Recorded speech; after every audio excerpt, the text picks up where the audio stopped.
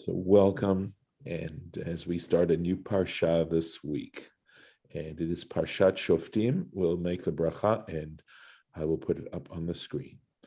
Baruch atah Adonai Eloheinu melech haolam, asher kitshanu b'mitzvotav v'tzivanu la'asok b'divrei Torah. Amen. Here we are. We are zipping through Deuteronomy. Always a bittersweet time of the year for me. Shoftim, Shotrim, judges and officers. Titen lecha, you shall appoint for yourselves, bechol sha'arecha, in all your gates, asher Hashem Elokecha, which the Lord your God noten lecha lishvatecha, which the Lord your God is giving to you, to your tribes. V'shaftu et ha'am, and they shall judge the people. Mishpat tzedek, a law of righteousness, or a judgment of righteousness. So many years ago, I guess at this point, I came across what you might call a Hasidic interpretation of this verse, which I have treasured, and I'm going to share with you. So it says, judges and officers you shall place for yourselves and all your gates. And the Hasidic implication of this is your gates, is based on your gates, your mouth, your nostrils, your eyes, your ears. You shall place judges and officers. And before you say something improper, maybe a falsehood, maybe something insulting, maybe something disrespectful, or you put into your mouth something that is inappropriate, you shall place those judges and officers. So smells, what you listen to, what you look at, etc. Place judges and officers. I love those kind of what you might call them Hasidic interpretations of the text. Wonderful. So on to the, and I believe that came from a collection that's quite delightful called Iturei Torah. And I'm trying to think of like decorations, something like that, at any rate, of the Torah. And there are many commentaries that are like that. My late father loved that collection. So, Shoftim v'Shotrim. What occurred to me when I came to this year is I'm trying to sort of get a sense of how the book, in a sort of long view of Deuteronomy, how Moses starts off his speeches with broad generalities of being loyal to God, and then starting to move into more and more specifics.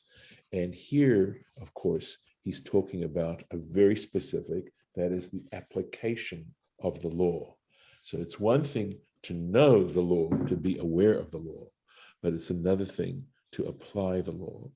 And of course, judges and officers are required to motivate and to make sure and to ensure that people uphold the law, and also that those judges should be capable of maintaining and being just in the way they apply the law. So Rashi's explaining, Shoftim, Dayanim, a Dayan is a judge, right? So judges, Haposkin et Hadin, they have to determine the application of the law. So how you apply the law in its various circumstances, you need people who are capable, knowledgeable, to be able to do that, experienced. Veshotrim, he explains, he's quoting the tractate Sanhedrin, page 16, Harodin et ha'am. So basically, rodeh it's a word we used regarding the Egyptian taskmasters. So we're talking about enforcing the people, achar mitzvatam, to follow their commandments, their being the judges. So it's also, so apparently the judges combine both the judicial and executive elements. Is it, well, sorry, it's not. I'm using the wrong term perhaps. Not executive, because would executive have more to do with the officers? But I'm thinking more of determining the law. Okay. Shemakin, in that they beat, vekoftin, and they restrain, they tie, b'makel, with a baton, that's how they beat, uvertsuah, and with a strap. So they probably didn't have metal handcuffs back then necessarily, although they certainly were developed early enough. But remember, they had something called the stocks, right? That they put someone who was recalcitrant into them. But the point is, so they restrain them. Ad sheyikabel, right? Because we know ain't no one gonna tell me what to do, right? So they have to be forced. Sadly, when you develop that kind of attitude, until they accept upon himself, this person accepts upon himself, et din hashofet, the judgment of the judge, or the law of the judge. So the judges are responsible both for creating the law and applying it in that regard, in judging the cases. B'chol sharecha, literally in all your gates. And Rashi simply says it means, again, based on Sanhedrin, in this case, page 16 again, b'chol ir va'ir, meaning in every city, every town, every place where people are settled. Lishvatecha, for your tribes. So he says the lishvatecha actually is musav al titen lecha shoftim v'shofrim.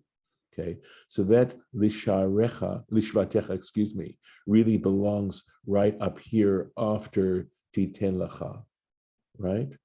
So shoftim v'shotrim titen lecha lechol shvatecha, to all your tribes in all your gates. He says, so in a sense, it's out of place, but that's its meaning. So he goes on to tell you, right? Right. So it says, Titen lecha shoftim v'shotrim, titen lecha, comma. Shoftim v'shotrim titen lecha lishvatecha. You shall give judges and officers, place judges and officers for your tribes, b'chol sha'arecha, in all your gates, asher Hashem Elokecha noten lecha. So I realize that of course begs a question which I cannot answer at this moment, which is, so why is it placed? Is it, put out, in a sense, out of its place? And the only quick answer that comes to me is that the Torah wants to really emphasize the idea that there needs to be the application of the law in every place where people are settled. And it wants to do that. And that's the most important thing, apart from the various jurisdictions of the tribes. We could call them states, right? That the various tribal states. Lishvatecha, for your tribes. Melamed, so this teaches us, shemoshivin dayanin lechol shevet v'shevet. So this is teaching you that one appoints judges, sets up judges for each and every tribe, uvachol ir va'ir, and in each and every city or town. And they did have a process, of course, of going through the various levels of courts until you could take it up to the Great Sanhedrin in Jerusalem. But essentially, they had local courts, they could have appeals, etc., etc. Consider how old this is, by the way, and how fundamental these particular principles are. V'shaftu et ha'am, etc. And they should judge the people, mishpat tzedek, right? A true judgment. So he says, Maneh dayanin mumchim, appoint judges that are experts, v'tzadikim, and who are righteous, lishpot tzedek, to make sure that they judge in a righteous way, in an upright way. And of course, upright way is a generalization. And so we want to be a little more specific. And that's exactly what happens here, right? How important it is to be clear about what you're saying and not to hide behind generalities. And so I know I probably give this example so many times, but I bristle when I hear someone say publicly or even privately, but especially publicly, they're a disaster. They're a terrible person. And he's coming back. Here he comes. Here he comes. Yay. You're muted. You're we were back. going to send you a sweater. What? We were going to send you a sweater. I feel like I'm being censored. Uh-oh. Well, we just clapped for your return. Well, I'm using my phone now as my Oh. because I was having internet issues, but there's no guarantee there. But anyway, I Yep. was in the middle of sharing a hobby horse of mine. I believe that's the correct term. So when you go off on something that you go off on a lot of times, but I think it's people don't get it. That it's one thing to say they're a terrible person, but then how are they a terrible person, or how are they a disaster? And it's so unfair when people use these kinds of ways to define someone that they are opposing or dislike or whatever. And, and it's always like, they always do this. And so you say, and when did they do it? And it winds up that they did it like, I don't know, once in 20 years. And it's Right, usually so- something you do also. I mean, I one reason agree. you get so Oh, upset about what somebody else does is because you recognize it in yourself unconsciously. So true, so true. I know. That was something I realized, by the way, when I was in high school, realized that that's a definitely a quality. At any rate, I want to go back. I need to go back to the share for a moment here. So what are the specifics here? So yeah, I mean, it's unhelpful, right? If you have a critique, then be specific. No. Be specific. Oh, really? You can't hear me? Can you hear me okay? Well, it's yeah, it's working out right now. It was a little slow, but it's may be fine now. All right. So we'll try this. Okay. Look at this. Although they aren't explaining necessarily, well, I guess they are. He starts off with somewhat of a generalization, but he's moving down, right? The level, or moving up the levels of specificity. Lo tatem mishpat. You shall not be biased in judgment. And what does that mean specifically? Well, we didn't hear the word biased. Did you not biased. hear? Yes. You shall not That show word. bias in judgment. Judgment, that's the word. Okay, in judgment. Lo takir panim. You shall not show favoritism. Literally, it means recognizing faces. Remember the statue, this wonderful statue that represents justice? It's a woman, and she is blindfolded, right? With the scales in her one hand and her sword in the other hand. It's such an amazing representation of justice. It's got to be blind. It's got to be blind. Immediately, you show favoritism, can't be justice anymore. V'lo tikach shochad. You shall not take a bribe. Whew. Heavy stuff. Ki hashochad, because bribery, ye'aver einei chachamim.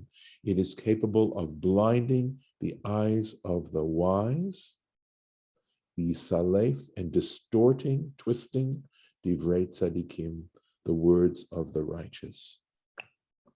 This is heavy duty stuff here. Take a look at so, and Rashi, of course, is going to try and help us understand specifically what's going on here. Lo, so he says, you shall not pervert, lo tateh mishpat, you shall not pervert judgment, kemashma'o. He says, that's what it means. Don't pervert it. Lo takir panim. Do not show favoritism. Af b'sha'at hata'anot, he says, even when the pleas are being entered. right? A ta'ana could be like a complaint. So if you have two litigants that have a judgment against each other, they are bringing a suit against each other, right? Azhara ladayan. It is a warning to the judge. Shelo yehei rach lazeh, that he should be soft, literally, to this one, v'kasher lazeh, and tough to the other one, right? Got to treat them both the same way. Echad omed, examples. One stands, is told to stand. Ve'echad yoshev, and the other one is told that they can be seated.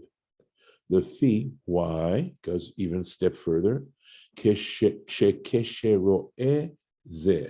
Because when this one sees, right, when this one sees, shehadayan mechabed et chavero, that the judge is showing favor, is honoring his neighbor, literally was the person he has the suit against, mistatmin ta'anotav. It blocks up his complaints, his pleas. V'lo tikach shochad, and you shall not take a bribe. Afilu lishpot tzedek. So interesting, right? To see Frey, even to do an honest judgment, even if the judgment you make is in fact the right judgment, you don't take a bribe. Ki hashochad ya'aver, because a bribe blinds, right? And this is from Ketubot Kufay 105. Mi shekibel shochad mimenu, okay? One from whom he has received a bribe, okay?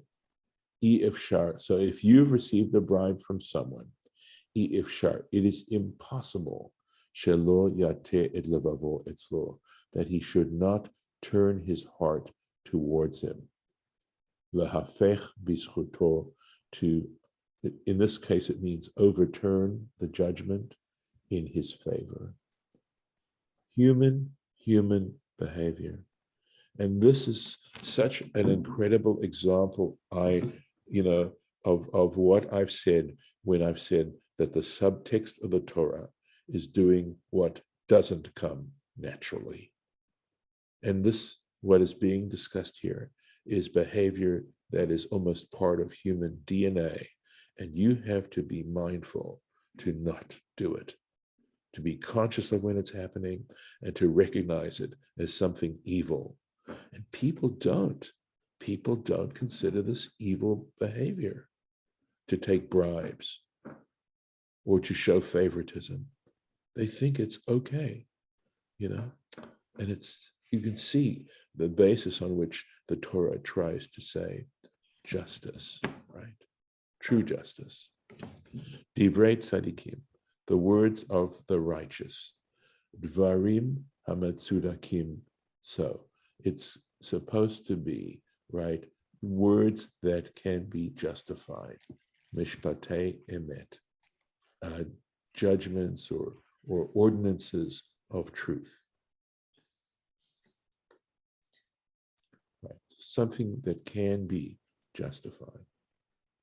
Let me see. I may be misinterpreting this because of the context here. It twists the words. Remember, this is what it said up here, and Rashi's explaining it here. Divrei tzadikim. Right. Okay. Right. Okay. I think I understand the point that he's saying. He's saying that if a judge takes a bribe, even if he gives a true judgment and people know that he's taken a bribe, they are going to be suspicious that he really wasn't even-handed in his application of justice. I think that's what Rashi is trying to say here, right? Even true statements, right? Because the moment that happens, people become suspect. It's a loss of trust. Correct. That's what I think Rashi is trying to point out here. Yeah.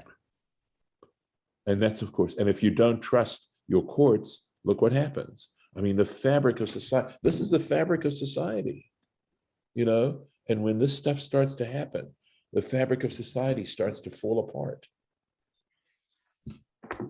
I wish I could say we're far from that, but that seems to be what's happening. Tzedek, tzedek, this is this famous statement. Tzedek, tzedek, tirdof, right? You shall pursue, but it's mentioned twice. So it could mean, of course, only justice, only righteousness you shall pursue. But to pursue it, I mean, notice the verb that they're using. Why? Now look at this. It's so beautiful. My late father loved this so much. Lema'an tichya, in order that you shall live, v'yirashta et haaretz, and you shall inherit the land, asher Hashem Elokecha noten lach, which the Lord your God is giving you. Now we know there's a principle that from positive statements you infer negative statements, and from negative statements you infer positive statements. So what's the negative statement to be inferred here? That if you don't pursue justice, and if you don't uphold what is right and true, and if you choose to pervert justice, then what's going to happen? You're not going to tichya. You will not continue to live, and you will no longer be able to occupy the land. That's the negative. How about righteous justice shall you pursue? Right. Well, it could be. Using, because tzedek means both. Yes. So yes. You could actually use both. Right. So let's take a look at Rashi quickly. A little bit of time for that. So let's find it. There we go. Tzedek, tzedek tirdof. Right. I mean, it certainly is a statement that raises the eyebrows or raises the question as to exactly what it means. Right. So from Sifrei and Sanhedrin, halech achar, go after, follow Beit Din Yafeh, follow, literally it means a beautiful court. So it means, or maybe it means show preference for a beautiful court. And when it says beautiful, it means, one that has perhaps that reputation of being a fine house of justice, that the judges are experts, that they pursue it in that upholds all the little points that were made. Lema'an tichye v'yarashta. So in order that you shall survive, you should live and occupy. Look at this. Kidaihu. It is sufficient, right? It is enough. Manui hadayanim haksherim. That the appointment of appropriate, fit judges, lahachayot et Yisrael, to give life to Israel, ulohoshivan al admatam, and to make sure they are settled on their land. This is so interesting, right?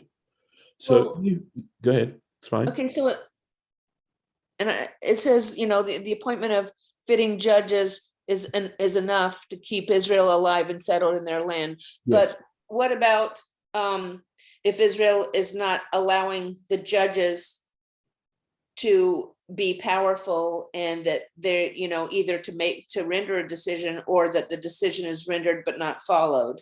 Correct. I mean, again, that we can assume then that they will not be able to pursue justice, right? And that so it's not just the appointment, it seems like it's the actual process of allowing the judging to happen. well, I think that's implied in the appointment, right? Okay. Because this is a true appointment if you don't give them the authority. Okay. So I think that's understood, that if you're gonna, it's not just simply an appointment, a verbal appointment. It's giving them all that authority, but they have to be righteous, and the responsibility, right, on the part of the judges, and to know.